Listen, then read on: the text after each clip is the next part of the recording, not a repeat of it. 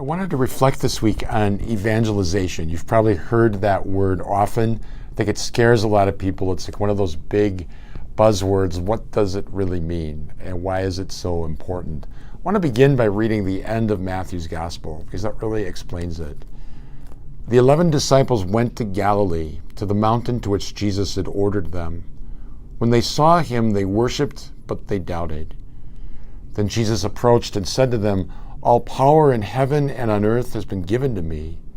Go, therefore, and make disciples of all nations, baptizing them in the name of the Father, and of the Son, and of the Holy Spirit, teaching them to observe all that I have commanded you. And behold, I am with you always, until the end of the age." This is called the Great Commission. It's Jesus sending forth his disciples after the resurrection, right before the ascension, to continue his work.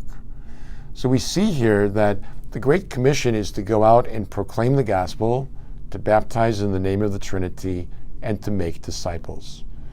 So the church is about discipleship, us becoming disciples of Jesus, us making other disciples. That's what disciples do. They make other disciples. Their life of faith is fruitful.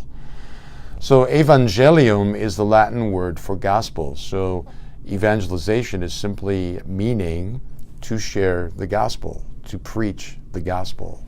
And think about it. The church begins with this tiny nucleus of people in the upper room, anointed in the Holy Spirit. They're sent forth to take on the whole world, to proclaim this new message of faith, hope, redemption, reconciliation, to people for whom it was something very foreign, very new, and not readily welcomed.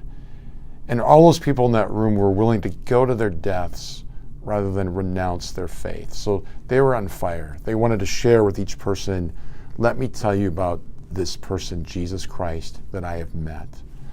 So evangelization starts with the person of Jesus, us knowing who Jesus is in order to share him with others.